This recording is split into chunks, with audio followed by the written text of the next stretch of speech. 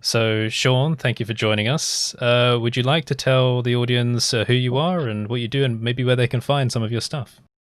I'm a visual effects artist in Los Angeles. Been doing it for 20-ish years. I guess I did creature effects and makeup effects for 5 years, starting in '97, and then transitioned somewhere around 2001, 2002. I transitioned to digital effects, and I've been doing that ever since. So, yeah, that's my career basically. Small shops, big shops, freelance, everything. Online, ever since I found Blender, I've tried to use it in my work, and I try and give back a little bit. On I have like a blog called openvisualeffects.com, and every once in a while, I have a full time job, and there's often late hours. So I don't post as often as I'd like to, but I try and show some techniques that we'll use. 'Cause when I first found Blender, everybody does tutorials for it, but there weren't a lot of stuff you'd learn in a high end studio. That stuff wasn't filtering down to users of free software and all that. So I thought, well, the software can do it, but just nobody's showing it. So maybe I'll try and do little tutorials on that kind of stuff once in a while. So I don't do like the beginner stuff. I did a beginner thing on Natron just because it's kind of new, but yeah, you'll never see me do here's how to install an add-on, or here's how to animate the box across the screen. I'll never, there's a million out there better than me at that stuff. So I'm just trying to stick to the things that would benefit somebody if they were coming to work at a studio, something like that, or maybe some cool technique that we've used for years in the studios that hasn't made its way out of those studios yet, and I can share and kind of spread the news. So that's it. So that's what I do. All right. I'm on Twitter and Facebook and they have the blog and all that. So lovely. And people can find you on Twitter at OpenVisualFX. So yeah, I believe so. Yes. Yeah, and I think that's what it is. You're quite active on there as well. I see quite a lot of stuff coming through my feed. Yeah. I use it for tech help. Every time I run into a problem, I go on Twitter. Hey, where'd this button go? Hey, where'd they change this? So it's very good for that. Easy to get answers. Yeah. So yeah, what you've just said there about not doing beginner content, but doing more of a focus on the sort of things you would see in a studio or a production environment, I think that's good, because it's nice to have like a wide variety of people doing different levels of content for people online. Because especially in this day and age, you can learn most things online. The internet is such an amazing resource, especially for something like Blender. Oh yeah, absolutely. And because of that though, I don't think I get as wide of an audience as like all you guys have. I just did like kind of worked my way through it. I needed to figure out lens distortion, like getting lens distortion from Blender into Nuke, into like a professional studio pipeline. And I was learning as I went, so I ended up doing like 4 posts on it, and it's not that exciting. Like it's not worthy of 4 posts. It's not a great topic. It should be a 5-minute thing, and then it's over forever, and nobody has to ever think about it again. For the 10 people out there that may be trying to actually lens distortion from a Blender match move into a Nuke studio pipeline. Yeah. I guess those are the 10 people I'm targeting. So I don't know. It's ridiculous stuff like that, but I don't know. Who knows? Maybe someday I'll break down and do a lightsaber tutorial. Yeah, that'd definitely be popular. But yeah, we've said on this podcast before, that people shouldn't really be disheartened necessarily if they do more specific things or stuff that's quite niche, but it's still important, because for the people that do watch it, it can often provide quite a lot of value. And I have found as well that there's quite often a correlation where the videos that get the fewest views for me are oftentimes the videos with the most response in terms of like comments and feedback. So yes, so you won't realize like the impact that the work can actually have on people. And that's really the limiting factor of a platform like YouTube, for example.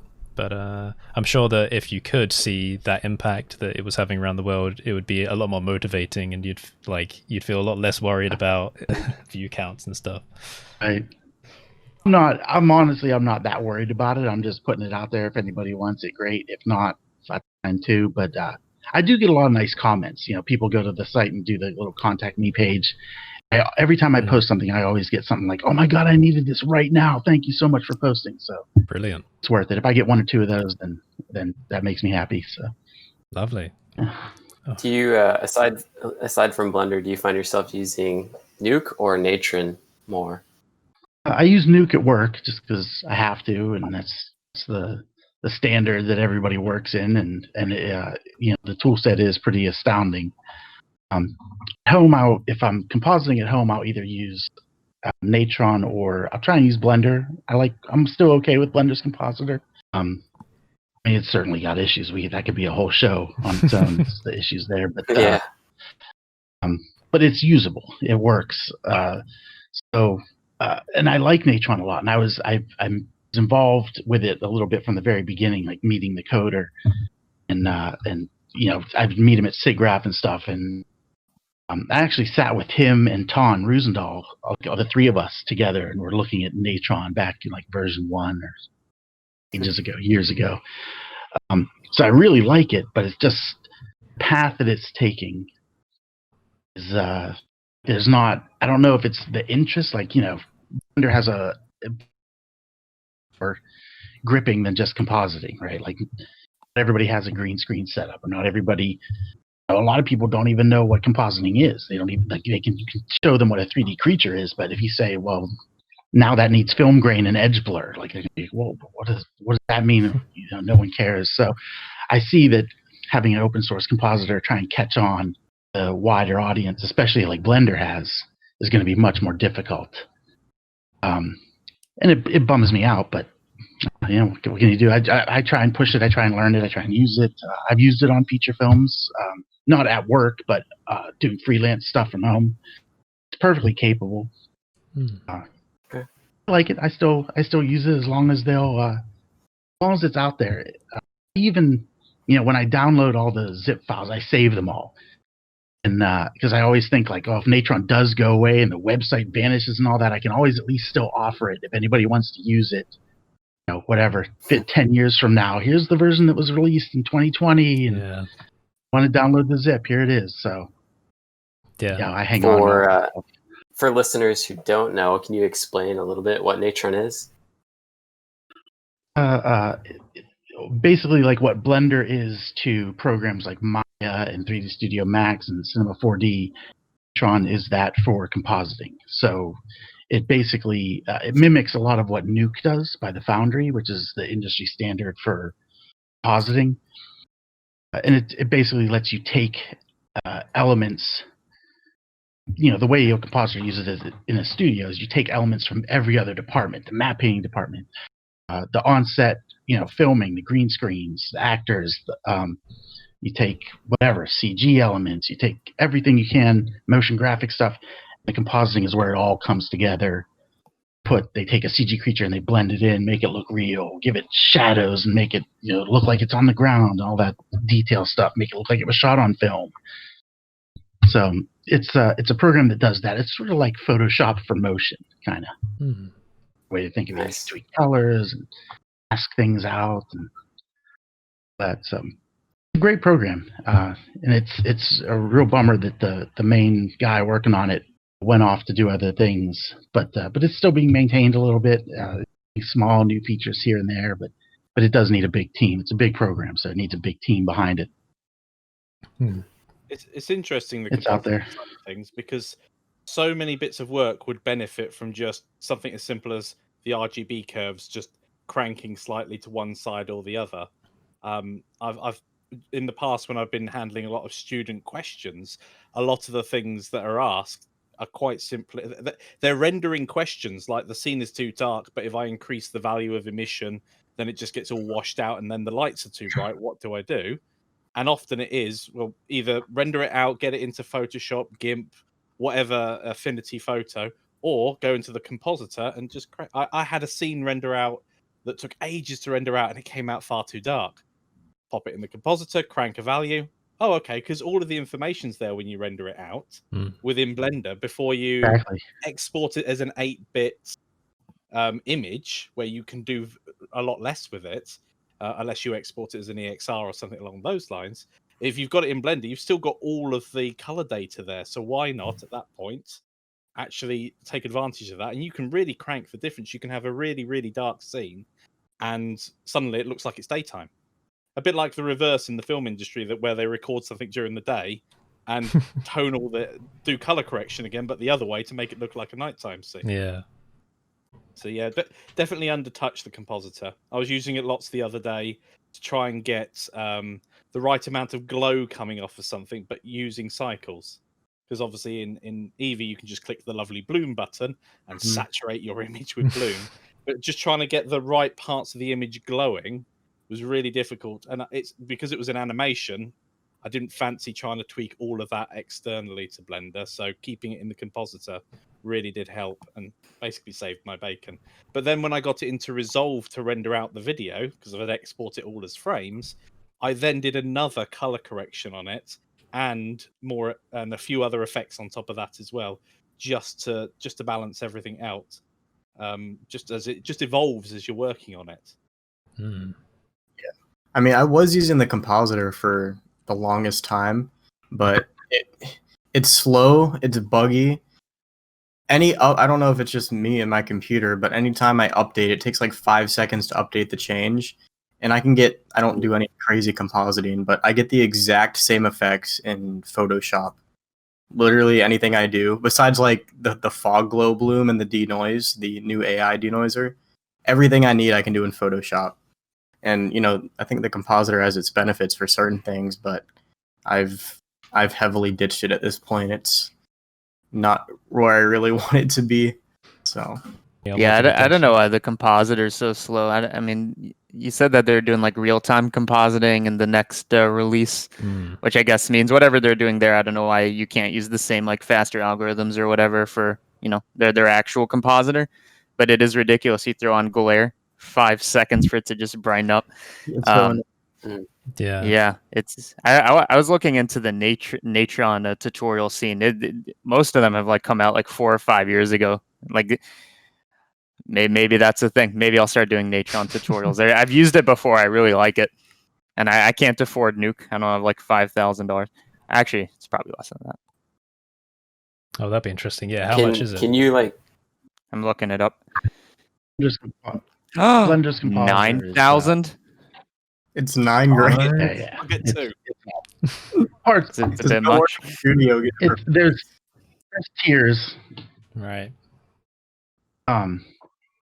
I've pushed them for Blender's Compositor for years, and they haven't. I mean, they focus on other things, right? Like Sergey is kind of in charge of. I don't know if everybody knows Sergey Sherbin. He's kind of in charge of the Compositor, the motion graphics stuff, the motion tracking, rotoscoping, all that. And he's also in charge of a million other things. So, like a huge feature, a huge major overhaul, the UI. Like, there's so many other things. The dependency graph they worked on for years. Yeah. And they just don't have the team to get in there and fix the Compositor. And there's not enough drive for it. Like, there's not enough people clamoring for, we need an incredible Compositor, the way everybody wants, motion blur in Eevee or whatever, So if we try. At the last Blender conference, we all made a bit of a fuss about getting some Compositor stuff in there, and every time I see all of them from the Institute, I push really hard as I can, and I get small things. I got a Nuke lens distortion in Blender 2.9 this year, which was small but necessary. So it's small inroads. I mean, we like. Me and Sergey and Kier Merrill, I don't know if I say his last name right, Merrill. I think it's Merrill. Kier Merrill, who Sergey and Kier are the two. Kier, wrote the actual code library that does all the motion tracking, and then they put it into Blender, and I think Sergey's been in charge of it ever since, and I think Sergey wrote the rotoscoping and all that stuff.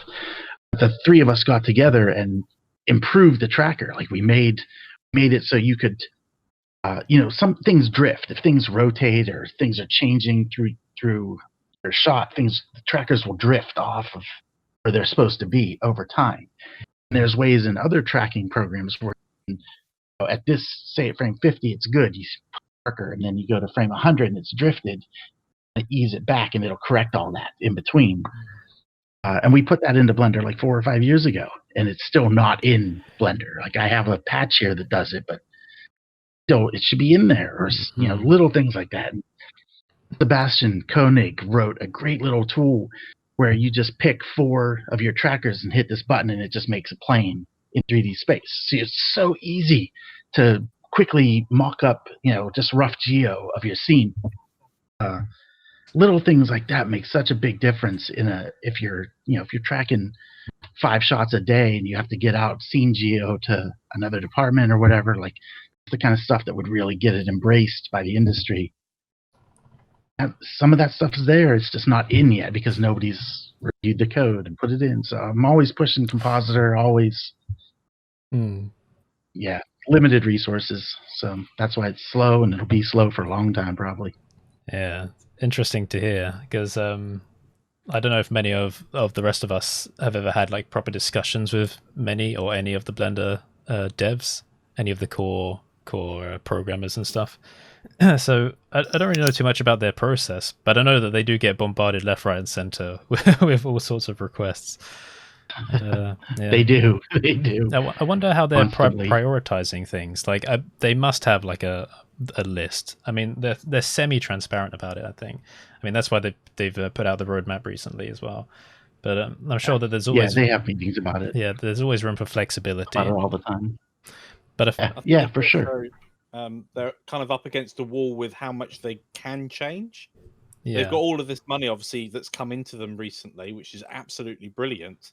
But at the same time, with all of that resource, it would be tempting to change this, that, and the other, and it'd be a completely alien program. There must be this bit where they just have to hold themselves back from doing too much change. Otherwise, you know what? We'd all kick off about it one way or the other. Yeah, and the more you change, the more you break quite often if you're not careful with development. Yeah. So, yeah. I mean, on that matter, they've had the bug tracker curfew thing that happened as well recently to squash all of those bugs. But one thing that Ton has mentioned before is that with certain areas of Blender development that people are requesting, not necessarily the Compositor, but other areas, it's it's not even a case of they don't want to do it or it's not a priority. It's that the right people aren't available. So that's the beauty of Blender, is that if someone with the expertise and the capability wants to contribute, then they can go ahead and do a project and propose that and actually contribute that way.